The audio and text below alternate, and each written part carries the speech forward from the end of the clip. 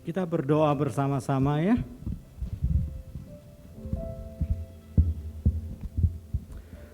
Bapa di dalam kerajaan surga, bersyukur kepadamu karena kami semua sudah hadir di tempat ini. Di minggu ini, di hari perhentian ini, kami berhenti dengan segala aktivitas kami minimal 2-3 jam ini untuk bersyukur kepadamu untuk hari-hari yang boleh kami lewati. Baik dalam keadaan kenyang maupun dalam keadaan berkekurangan. Baik dalam keadaan sukacita maupun dalam keadaan sedih. Baik di dalam pergumulan maupun di dalam kebebasan. Tapi hari ini, semua yang kami lalui, dan hari ini kami ada membuktikan Engkau ada bersama dengan kami. Bagaimanapun kondisi kami tetap menjadi pemenang. Engkau memberikan kemenangan itu. Terima kasih Tuhan. Sesaat kami akan bersama-sama mendengarkan firman. Bila Engkau boleh berbicara kepada kami. Firman-Mu boleh menghibur kami, meneguhkan kami, memberikan kepada kami kemampuan untuk hidup di dalam firman-Mu. Terima kasih Tuhan. Sucikan kami dan ampuni kami atas segala kesalahan kami dan dosa kami.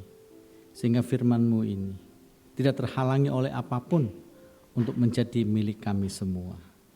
Berfirmanlah kepada kami, sebab kami siap untuk mendengarkannya. Di dalam nama Tuhan kami, Yesua Masiah, Tuhan dan Juru Selamat kami yang hidup, kami telah berdoa. Haleluya, amin. Baik, selamat pagi Bapak Ibu sekalian. Puji Tuhan.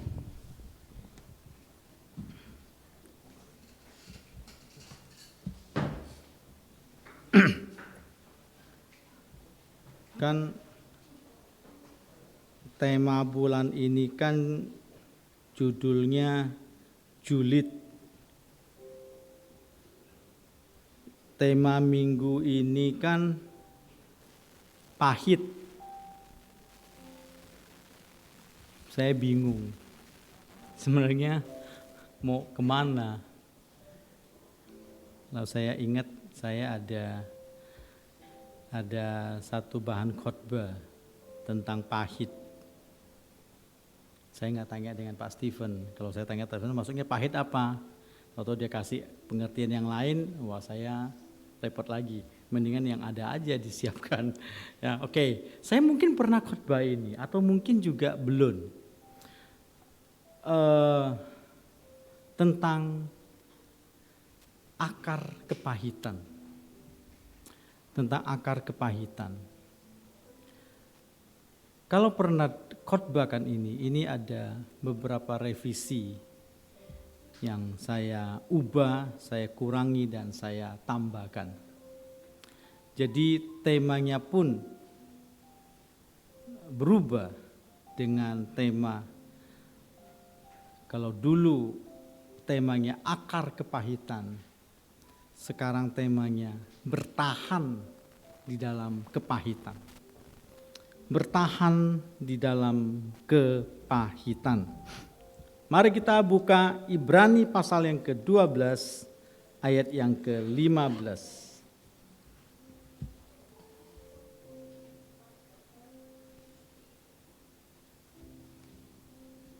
Ibrani yang ke-12, Ibrani 12 ayat yang ke-15.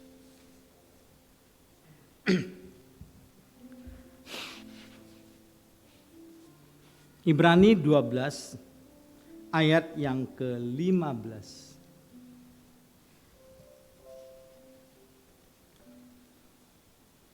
Oke. Saya bacakan. Sambil memperhatikan agar jangan ada seorang pun yang kurang akan anugerah Elohim, supaya jangan ada satu pun akar kepahitan yang tumbuh dan banyak orang dapat dicemari oleh akar kepahitan itu tersebut. Terjemahan lain mengatakan, jagalah supaya jangan ada seorang pun menjauhkan diri dari kasih karunia Elohim, agar jangan tumbuh akar yang pahit, yang bisa menimbulkan kerusuhan dan yang mencemarkan banyak orang. Ini terjemahan lain. Saudaraku sekalian, kita sekarang hidup pada zaman yang banyak sekali konflik. Banyak sekali konflik. Terutama dalam keluarga. Banyak peristiwa yang mengganggu emosi kita. Baik mengganggu emosi, mengganggu fisik kita, bahkan mengganggu kerohanian kita oleh karena konflik itu. Banyak peristiwa emosi-emosi itu kita menjadi sangat tidak stabil. Fisik kita dengan konflik itu, fisik kita secara fisik kita bisa menjadi lemah, terganggu, gampang kena virus, dan bisa menyambar ke daerah kerohanian. Kita menjadi dingin dengan gereja, kita dingin dengan Tuhan.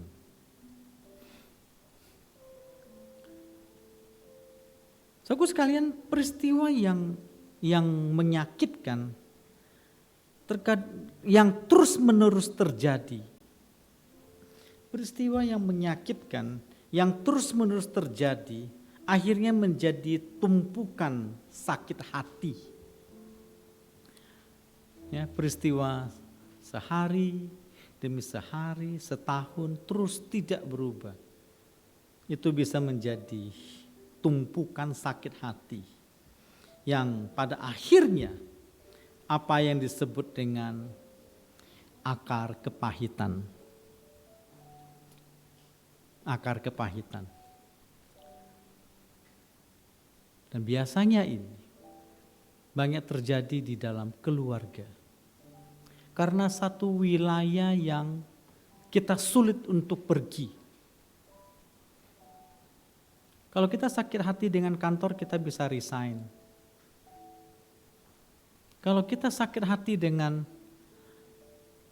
kampus, ya udah DO aja, nggak mau kuliah lagi.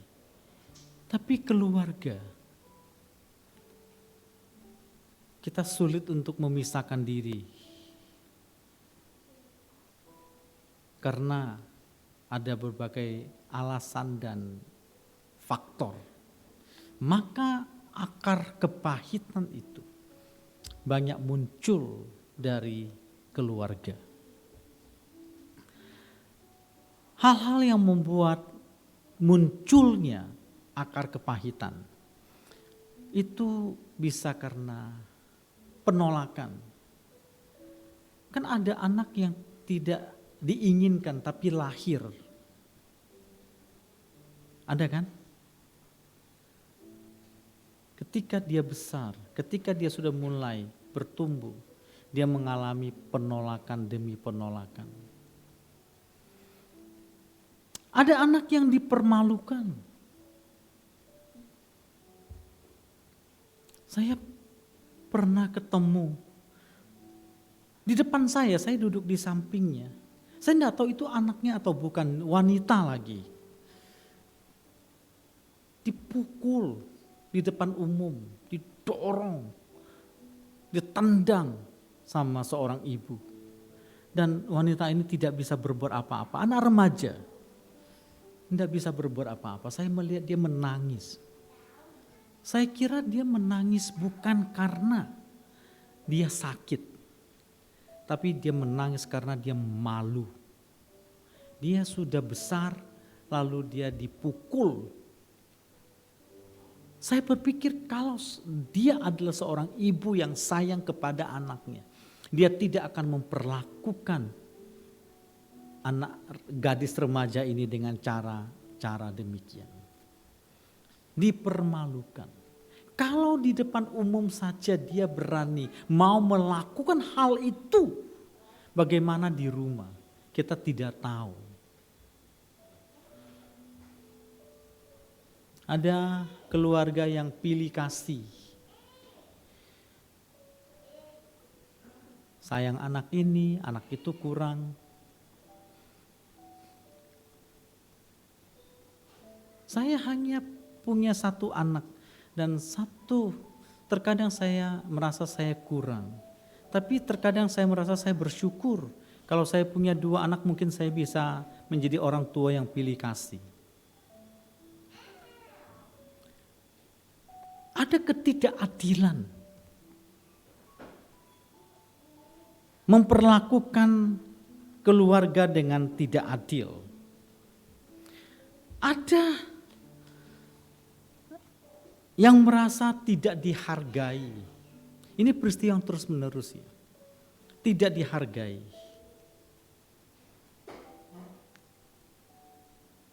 Suami istri sering saling menyakiti. Tanya kepada suaminya, istrinya begitu, begini. Tanya kepada istrinya, katanya suaminya begini, begitu. Kita bingung. Ini sudah seperti telur dan ayam. Siapa yang mulai duluan? Telurkah? Apakah ayamnya yang ada duluan? Suami istri yang saling menyakiti. Dan pada akhirnya menimbulkan kedinginan, dingin. Dan muncul akar kepahitan. Sering gak tepati janji. Banyak orang tua yang gak tepati janji sama anaknya. Minggu depan ya, papa ajak ke dunia fantasi. Nggak jadi. Minggu depan lagi deh. Papa minggu lalu tiba-tiba nggak bisa. Minggu depan lagi papa ajak ke dunia fantasi. Saudaraku sekalian, ketika anak diimingi seperti itu, seminggu dia nggak bisa tidur. Seminggu suruh dia apa saja dia lakukan loh. Karena dia impian papanya janji ke dunia fantasi. Minggu depan nggak jadi lagi. Papa, dunia fantasinya enggak, fantasinya doang. Dunia fantasinya enggak, fantasinya doang. Ada orang tua atau orang-orang di sekitar itu memberikan hukuman untuk kesalahan yang tidak dilakukan. Itu berat loh bagi yang menerima. Dia tidak salah, tapi dihukum. Ada seorang psikolog mengatakan begini, lebih baik melepaskan 1000 orang yang jahat dari penjara daripada menghukum 1 orang yang tidak bersalah. Lebih baik melepaskan 1000 penjahat dari penjara daripada menghukum 1 orang yang tidak berbuat salah. Karena dia tahu dia tidak salah dihukum, itu akan menimbulkan kebencian. Ketika dia tidak berani melawan, ketika dia tidak bisa melawan, dia akan simpan dendam dan akan muncul akar kepahitan. Ada juga hukuman yang terlalu keras. Hukuman yang terlalu keras.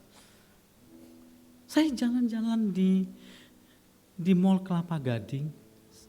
Saya jalan lihat ada seorang bapak bawa 2 anak sama istrinya lihat TV kalau nggak salah. Dia masuk ke base kalau nggak salah. Jadi sementara orang tuanya lihat TV gitu ya, keliling-keliling elektronik. Anak itu main-main di situ, lari sana, namanya anak kecil ya, lari sana lari sini. Gila, anaknya digampar loh. Dia tendang anaknya. Sampai anaknya kaget deh, diem. Lalu penjual langsung datang, langsung pegangin anaknya. Namanya anak-anak ya, lari sana lari sini. Tapi dihukum dengan cara seperti itu. Hukuman yang terlalu keras. Maka Kolose pasal yang ketiga ayat 21. Paulus menegur, hai bapak-bapak, jangan sakiti anakmu dan jangan sampai membuat mereka dingin terhadap engkau. Itu ada ayatnya saudara. Bukan hanya saja, hai anak-anak hormatilah ayahmu dan ibumu. Tetapi kalau sepasal 3 ayat 21, hai bapak-bapak, jangan membuat hati anakmu dingin oleh karena perbuatan kasar dari orang tua. Coba kita baca. Bapak-bapak janganlah membuat gusar anak-anakmu supaya jangan menjadi tawar hati. Ini terjemahan ILT. Terjemahan lain mengatakan menjadi dingin. Menjadi dingin. Ada lagi, ada memberikan contoh yang jelek. Tidak pernah memberi pujian kepada anak. Kepada orang yang berhak mendapatkan pujian. Ada yang tidak bisa dipercaya, tidak dipercaya. Tidak dipercaya. Selalu curiga. Kalau ada masalah, kita yang disalahkan. Itu bisa menimbulkan akar kepahitan. Tidak mendukung apa yang dikerjakan. Dan ada yang terlalu berharap dari kita. Contohnya adalah anak suka dibanding-bandingin. Wah, ini anak gua nih. Kata papanya, ini anak gua nih. Hebat. Kalau itu anak mamanya.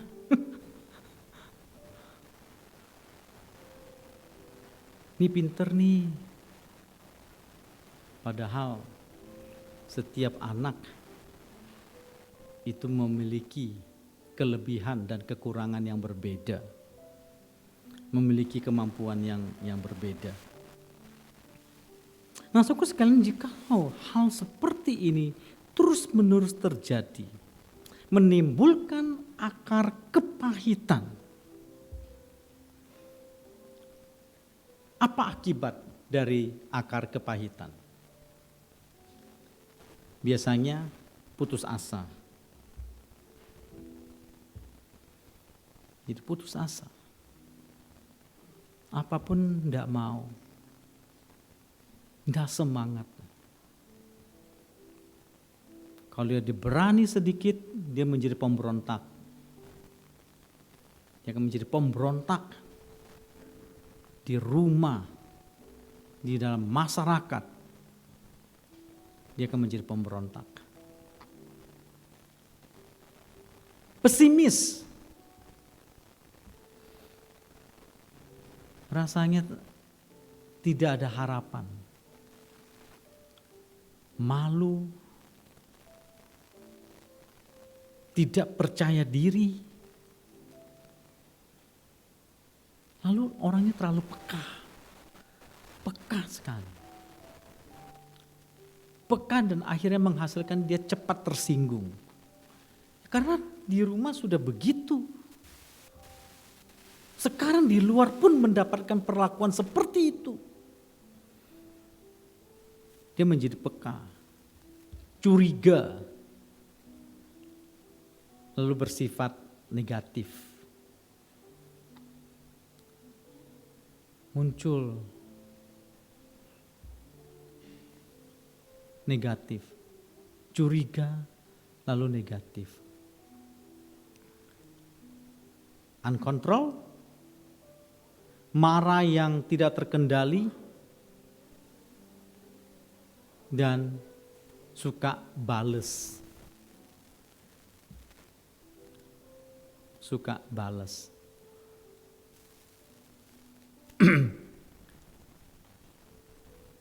Dan biasanya ini berakhir dengan kebencian dan dendam. Itu orang-orang yang mengalami akar kepahitan. Berakhir dengan kebencian dan dendam. Siapapun memperlakukan dia tidak baik, dia benci dan dia dendam. Itu orang-orang yang mengalami akar kepahitan. Mungkin kita semua ada mengalami akar kepahitan. Apakah itu besar atau kecil? Saya kecil sempat mengalami akar kepahitan.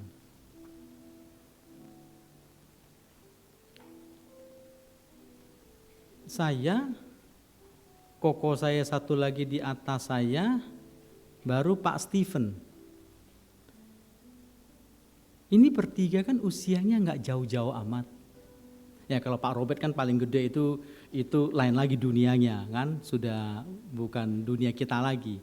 Jadi saya bertiga ini dunianya deket-deket. Saya SMP, dia SMA begitu kan. Nah, lalu teman-temannya di antara teman-teman kita itu ada Pak Timothy gitu kan, Pak Timothy, lalu ada beberapa teman kalian di Cilegon yang pernah ke sini. Mereka itu suka pergi. Timothy juga pergi, teman satu lagi juga pergi. Mungkin dianggap lettingnya lebih tinggi setahun lah umurnya, setahun atau 2 tahun. Saya selalu mau ikut, selalu tidak boleh. Itu salah satu provokatornya itu kan si Timothy. Paulus jangan ikut, ganggu aja. Kampung itu kan gak ada listrik saudara, belum ada listrik. Rumah saya itu pernah ada satu karyawan papa saya yang kerasukan setan. Saya takutnya minta ampun. Saya tidak pernah diajak, tidak boleh ikut, udah siap-siap, mereka belum mandi, saya sudah selesai mandi. Mau jalan-jalan, mau main. Udah gak usah ikut, anak kecil gak usah ikut. Wah, itu akar kepahitan saudara. Ya, akhirnya apa? Ya udah, cuma malam ngobrol sama mama. Mau ngobrol apa sama mama? Mau kita anak-anak usia belasan tahun, mau ngobrol apa? Mama saya ngobrol tentang kehidupan, kita mana ngerti apa itu kehidupan. Yang saya tahu, enggak diajak. Marah enggak? Marah. Selalu merasa apa? Tertolak. Benci enggak? Benci. Dendam. Ya, cuma kan kita enggak bisa bikin apa-apa. Ya, kita enggak bisa bikin apa-apa. Saudaraku sekalian, akar kepahitan itu tidak sekaligus. Dia selalu mulai dari kecil. Terus membesar. Yang terkadang tidak kita sadari. Tidak sekaligus, jarang yang sekaligus. Kecuali ada peristiwa yang sangat besar terjadi. Jadi rata-rata itu dimulai dengan hal-hal yang kecil, yang terus menerus terjadi, semakin hari menumpuk. Maka Sigmund Freud, seorang psikolog pernah mengatakan bahwa semua peristiwa yang terjadi semua tersimpan di belakang, di alam bawah sadar kita.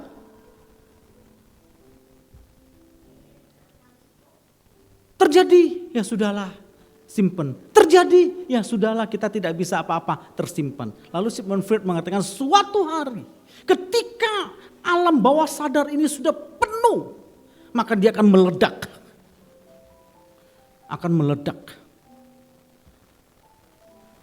Tidak heran ketika ada orang yang ketika pingsan, dia tidak sadarkan diri, dia mengeluarkan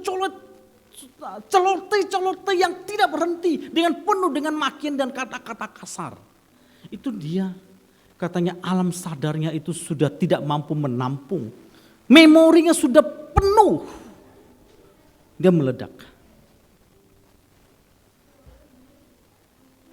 Dan akar pahit itu semakin lebar setiap hari dan semakin dalam. Semakin dalam. Saudara sekalian, akar pahit pohon itu tidak menghasilkan buah. Oke, kalau saya ngomong begitu langsung linkkan ke diri manusia. Akar pahit itu tidak menghasilkan buah. Kalau dia berbuah, buahnya tidak bagus. Buahnya jelek, asam, kecil. Termasuk orang-orang yang akar pahit di dalam diri. Dia tidak akan bisa berkarya-karya besar.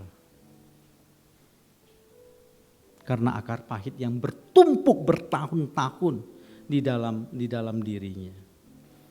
Dan yang bahaya adalah akar pahit itu tidak kelihatan dari luar. Akar kan di dalam tanah, nggak kelihatan. Dia di dalam. Tahu-tahu pohonnya sudah mati. Tahu-tahu pohonnya sudah busuk. Tahu-tahu anak itu sudah gede, kita baru tahu. Ini sudah sulit untuk ditolong. Sulit untuk diselamatkan. Karena perlakuan yang tidak baik. Yang bertumpuk, yang terus menerus. Ketika besar, kita baru sadar. Oh, ini hasilnya daripada akar pahit itu. Nah, saudara sekalian, menarik sekali di dalam Ibrani pasal ayat yang ke-12 memberikan kepada kita dua kalimat. Hiduplah di dalam kasih karunia. Hiduplah di dalam kasih karunia. Dekatlah di dalam kasih karunia. Supaya jangan muncul akar kepahitan. Hendaklah engkau hidup di dalam kasih karunia. Jangan jauh dari kasih karunia.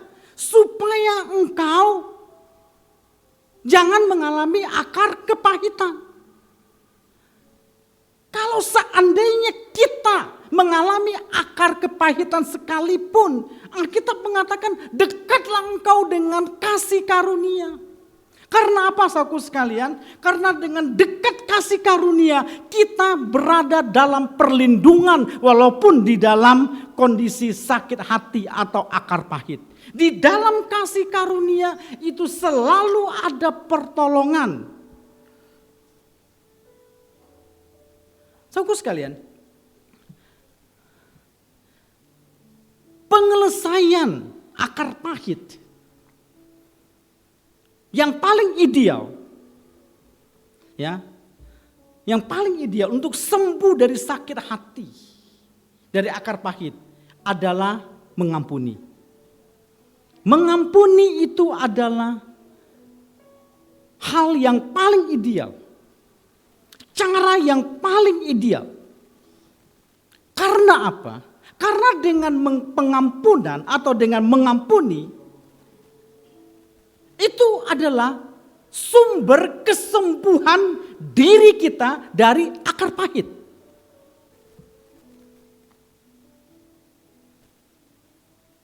Sekali lagi, bahwa pengampunan itu adalah sumber kesembuhan diri kita dari akar pahit. Tapi ketika saya mengatakan mengampuni, itu kan bahasa yang romantis. Iya kan? Bahasa yang enak sekali didengar. Bahasa yang gampang sekali dikeluarkan. Keluar dari mulut pendeta. Gampang sekali. Itu bahasa yang romantis.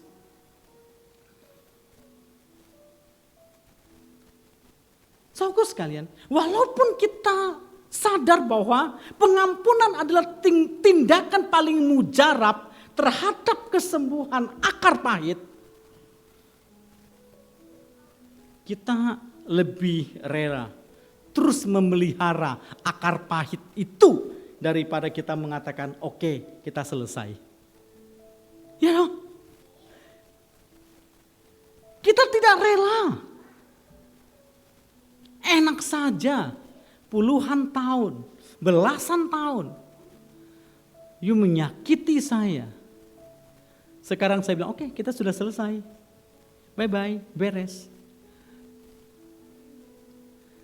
Tidak segampang itu. Kita lebih baik tidak usah sembuh. Kita berpikir bahwa kalau saya tidak mengampuni dia, berarti saya juga sedang menghukum dia. Dan kita berpikir ketika saya tidak mengampuni orang itu adalah bentuk daripada pembalasan saya. Itu adalah bentuk pembalasan. Jujur, mengampuni itu bukan hal yang gampang. Apalagi kalau sudah disakiti bertahun-tahun. Ingat, Pak Stephen kemarin kan pernah cerita. Ya, ketemu dengan seorang ibu yang suaminya bertahun-tahun menyakitinya. Pulang cuma minta duit, ambil duit pulang, main judi, main cewek, kasar, anak-anak tidak pernah dipelihara. Dia sakit hati dengan suaminya. Lalu Pak Stephen, dia ngomong sama Pak Stephen ngomongkan sama saya, udah ampuni aja. Enak aja. Udah diampuni aja. Bapak pasti ngomong gitu kan sama saya. Kalau saya ketemu yang seperti itu, saya akan ngomong apa? Saya pikir loh, waktu setelah Pak Stephen ngomong gitu, saya pikir loh, kalau gitu harus ngomong apa? Oh jangan diampuni, nggak usah. Kalau saya, nggak usah. Kalau ibu bodoh, kalau ibu ampuni suami, jangan, nggak usah. Saya berpikir bagaimana mungkin dia bisa mendapatkan kekuatan untuk mengampuni, kemampuan untuk mengampuni ketika di dalam dirinya dia tidak ada kasih karunia. Iya kan? Dia tidak ada anugerah yang memampukan dia untuk bangkit. Bagaimana mungkin dia mempunyai kemampuan untuk mengampuni? Jadi lebih baik jawab, enggak usah. Kalau kita ngomong enggak usah, dia simpati sama kita. Wah, ini hopeng. Ya, ini hopeng. Pak Stephen bukan hopeng, belain suami gua. Enak aja suruh gua mengampuni. Ini Pak Paulus boleh nih hopeng. Dengan cara itu saya berpikir ya, kita ajak dia ke gereja mungkin dia lebih mau. Kita doakan dia mungkin dia lebih mau. Karena apa? Karena you mengerti hati saya. Itu saya ya itu belum tentu benar. Ya, mungkin cara ini juga belum tentu tepat. Karena apa? Sulit. Dia bilang dia bertahun-tahun harus menghadapi kondisi yang seperti itu.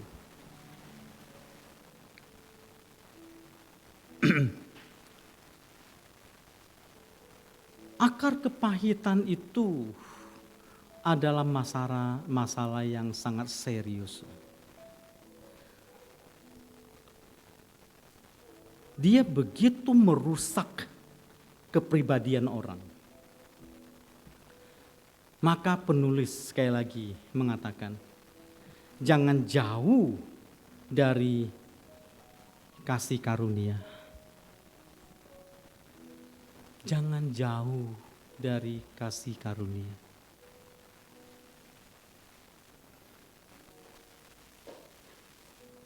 Jadi saudaraku sekalian, sekarang kalau kita ada orang yang ketika dia kecewa dengan lingkungannya, dia kecewa dengan keluarganya. Dia kecewa dengan pasangannya.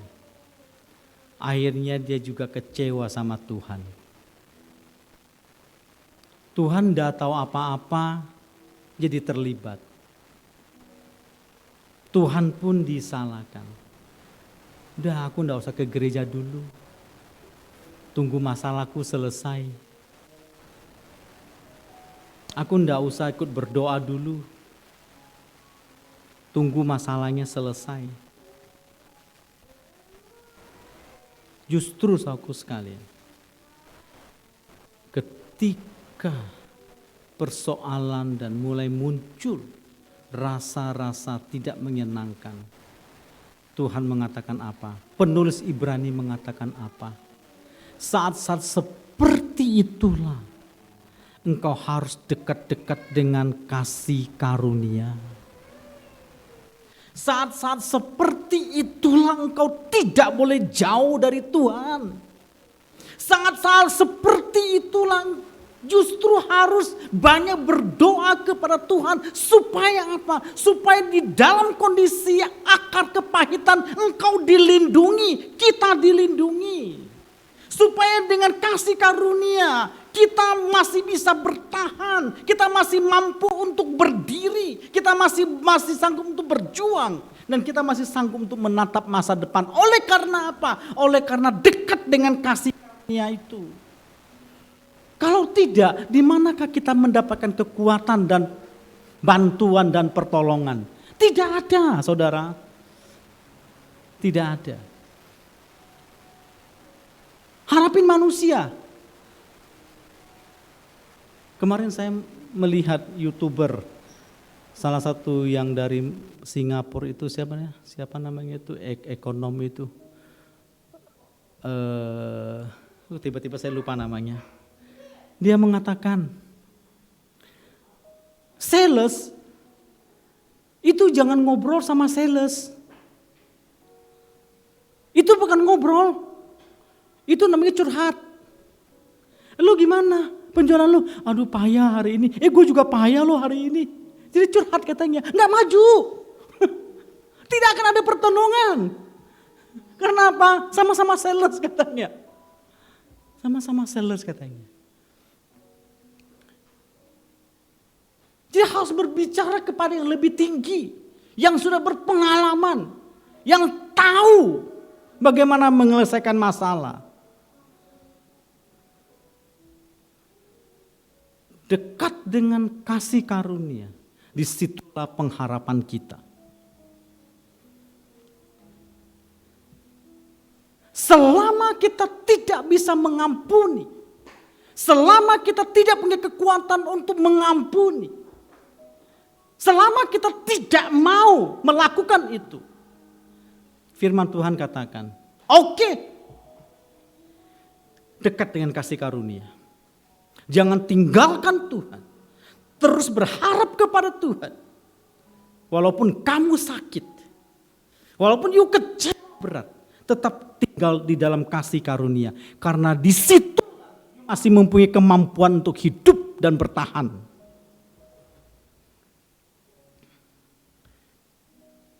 Apa yang terjadi pada Yunus? Nabi Yunus. Coba kita baca satu ayat. Yunus pasal 2 ayat yang ke-7. Coba bukakan Yunus pasal yang kedua ayat yang ke-7.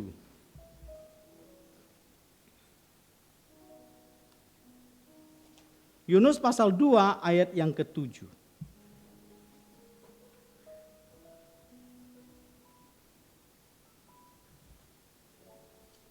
Oke, saya bacakan di sini.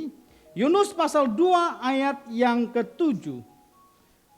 Sewaktu jiwaku remuk redam di dalam diriku, aku mengingat Yahweh dan doaku sampai kepadamu ke tempat suci kekudusanmu. Sewaktu jiwaku remuk, apa itu? Redam di dalam diriku, aku mengingat Yahweh dan doaku sampai kepadamu ke tempat suci kudusmu. Kalimat ini muncul ketika dia berada di dalam perut ikan. Niniwe, Yunus mengalami sakit hati dan akar pahit yang luar biasa dengan kota Niniwe, kota Asyur. Karena bangsa ini pernah menghancurkan Israel. Pernah membuat bangsa Israel begitu menderita. Dijajah dan bangsanya dihancurkan. Dia sakit hati mengalami kepahitan yang begitu luar biasa. Sekarang Tuhan menyuruh dia untuk selamatkan bangsa itu. Tidak Tuhan, tidak ada pengampunan bagi bangsa yang jahat itu. Sama kan seperti yang saya katakan tadi. Lebih baik menghancurkan bangsa itu daripada memberikan keselamatan dan memberikan kepada pengampunan kepada bangsa yang jahat. Tidak Tuhan. Lalu dia ditelan sama ikan. Tambah lagi, udah sakit hati sekarang mengalami ketakutan di dalam kegelapan yang luar biasa. Tapi justru dia berdoa dan dia katakan apa? Dan dia katakan, aku mengingat Yahweh dan doaku sampai kepadamu di tempat suci kekudusanmu. Dia seolah-olah ketika dia dekat dengan kasih karunia, dengan anugerah itu, dia seolah-olah sedang berdoa di bait suci, di bait Yahweh. Karena tidak ada cara lain ketika di dalam mengalami akar kepahitan. Mendekatkan diri kepada kasih karunia adalah satu-satunya solusi. Jadi jangan tinggalkan ibadah. Jangan tinggalkan doa. Jangan tinggalkan persekutuan ketika ada masalah. Justru semakin banyak masalah, kita harus semakin berlutut di hadapannya. Supaya kita sanggup menghadapi masalah dan persoalan itu. Jangan selalu mengatakan, Tuhan tolong singkirkan, Tuhan tolong singkirkan. Itu terlalu enak. Tapi Tuhan mau kita belajar berlutut ketika mengalami akar kepahitan dan berlutut di hadapannya.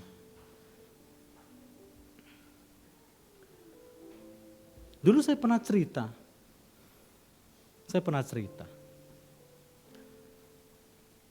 Seorang ibu yang ditinggalkan oleh suaminya. Seorang wanita muda masuk ke rumah itu. Masuk ke keluarga itu lalu mengultimatum kepada suami dari keluarga itu. You ikut saya atau you tetap ada di rumah ini. Di ultimatum oleh selingkuhannya. Lalu sang bapak itu melewati anaknya dan istrinya. Lalu mengikuti sang perempuan itu.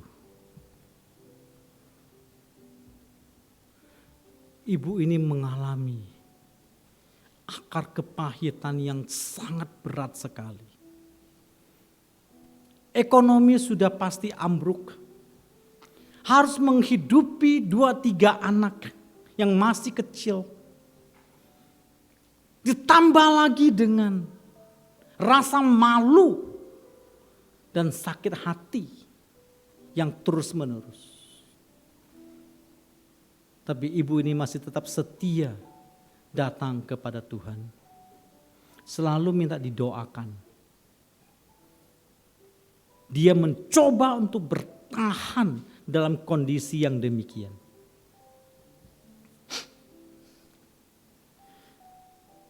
Belasan tahun kemudian, seorang bapak-bapak tua ketok pintu. Dia mau masuk. Dia pulang.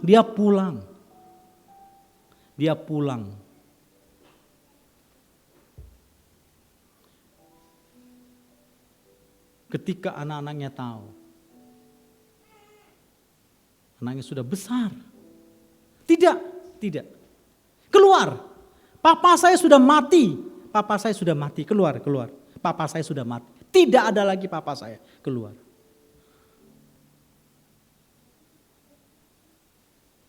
ditahan sama ibu. Sudahlah nak, bagaimanapun dia adalah papamu. Dia adalah papamu dan dia adalah suamiku.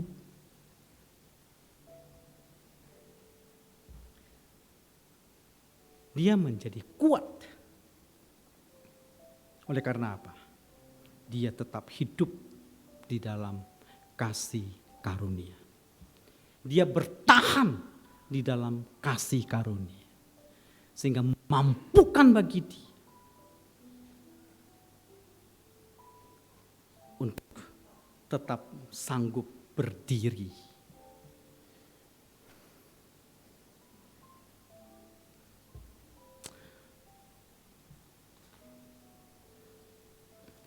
Saudara, saya punya uang $50. Jangan lihat lama-lama saudara. Ini ada $50. Mau saya kasih? Siapa yang mau angkat tangan? Lah, malu-malu. Pak Mario mau? Joshua mau? Boleh. Jack mau? Kamu udah kaya loh, Jack masih mau? Tahu nih, cocok matre. Saya kira semua mau. Ya nggak semua lah. Ada beberapa yang mau. Ketika uang ini saya hancurkan, kamu masih mau? Masih mau?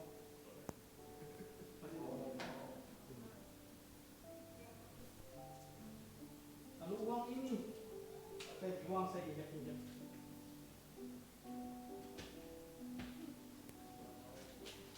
Masih mau kan?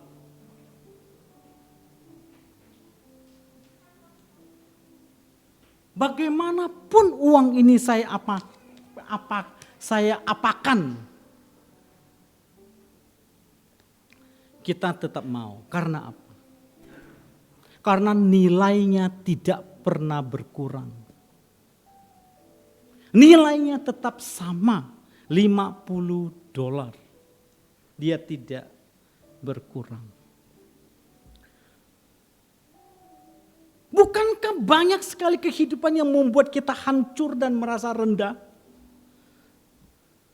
Mungkin kita merasa tidak berharga. Saudara sekalian, namun tak peduli apa yang telah terjadi dan apa yang akan terjadi ke depan. Tidak peduli, kita tetap berharga. Oleh karena apa? Oleh karena kita tidak pernah kehilangan nilai. Kita tidak pernah kehilangan nilai. Apapun yang menjatuhkan kita dan menghancurkan kita, kita tetap berharga. Dan kita tidak pernah kurang senilai apapun, sedikit apapun tidak pernah. Ketika kita hidup di dalam kasih karunia-Nya. Ketika kita berharap kepadanya.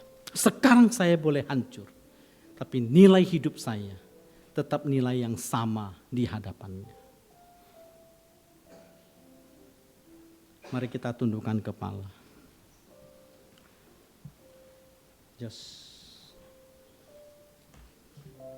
Saya tidak tahu, kita semua tidak tahu.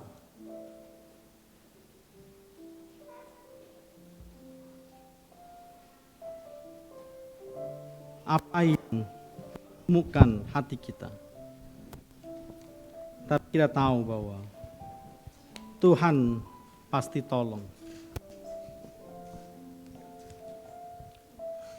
Kita bersama-sama naikkan pujian ini.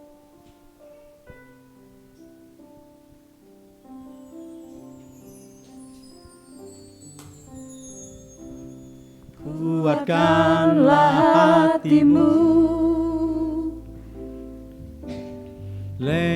lewati setiap persoalan. Kita tundukkan kepala kita, Tuhan tenangkan hati kita. Biarkan singer yang naikkan lagu ini. Jangan berhenti kita semua merenungkan kembali hidup kita. Tuhan Mungkin di antara kita hari ini ada yang sakit hati, mengalami akar kepahitan yang berat.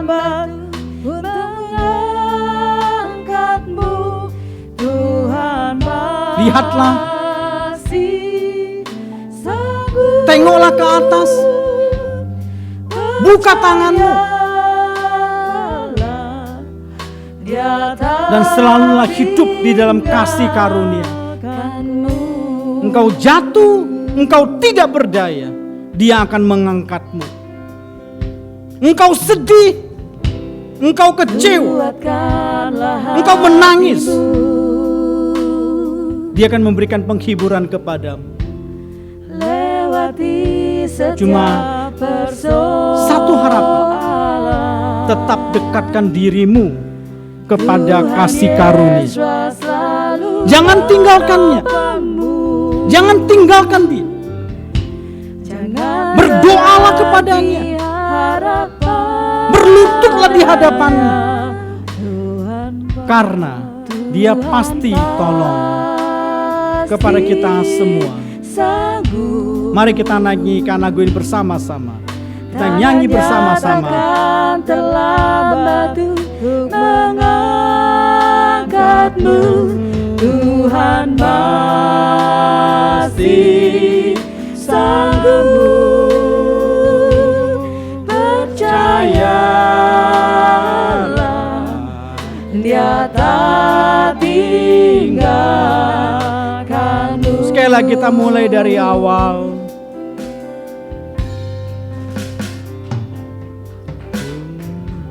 Kuatkanlah hatimu, lewati setiap persoalan. Tuhan Yesus selalu menopangmu. Janganlah berharap padanya. Tuhan pasti sanggup.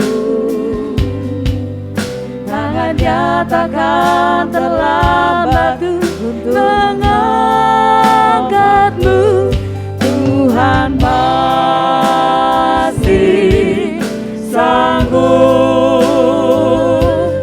Percayalah, Dia tak tinggalkanmu. Percayalah, Dia tak tinggalkanku. Bapa Surgawi, terima kasih untuk firman-Mu boleh mendarat penuh dan mendarat tepat di dalam setiap hati, jiwa, dan roh kami. Agar perjalanan kami adalah perjalanan yang terarah sesuai dalam rancangan-Mu. Terima kasih untuk firman-Mu telah datang menyapa kami.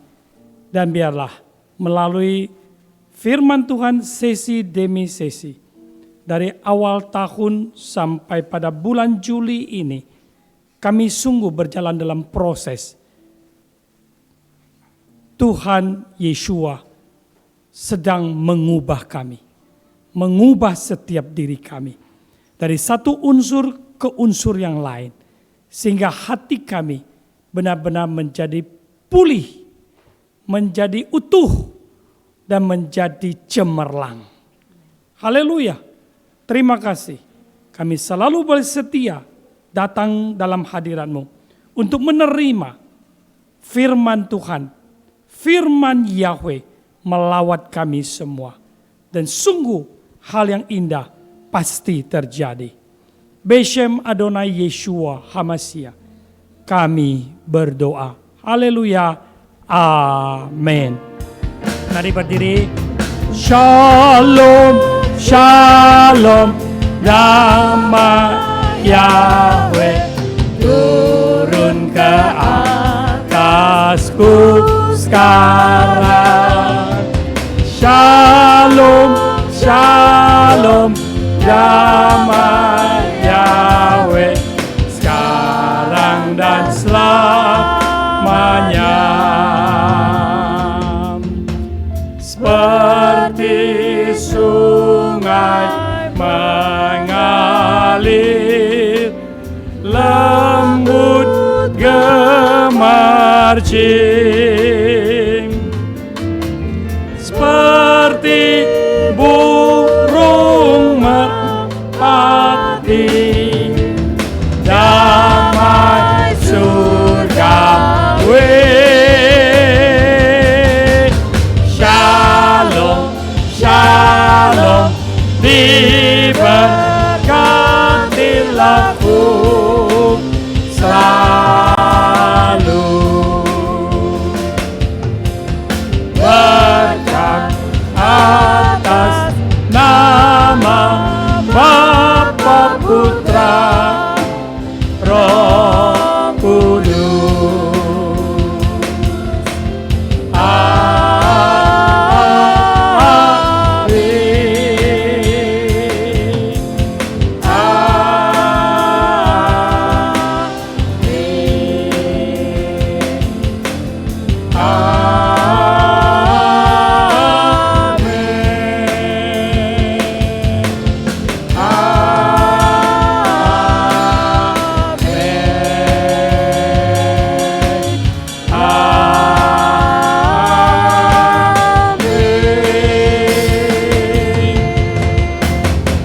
Sungguhlah Elohim menyediakan bagimu berkat yang tidak berkesudahan. Ketika berkat ini diterima olehmu, maka damai sejahtera yang besar akan mengubah hidupmu, menemani engkau sepanjang hidupmu, dan engkau tidak perlu hidup di dalam ketakutan, kegelisahan, bahkan hidup di dalam hati kebencian. Lepaskanlah, karena Yahweh Elohim kita, Beshem Adonai Yeshua, memerdekakan hidup kita. Yahweh memberkatimu dan memeliharamu. Yahweh membuat wajahnya bersinar atasmu dan bermurah hati kepadamu. Yahweh menghadapkan wajahnya kepadamu dan memberi engkau damai sejahtera. Amin. Amin. Silakan saudara duduk kembali. Shalom.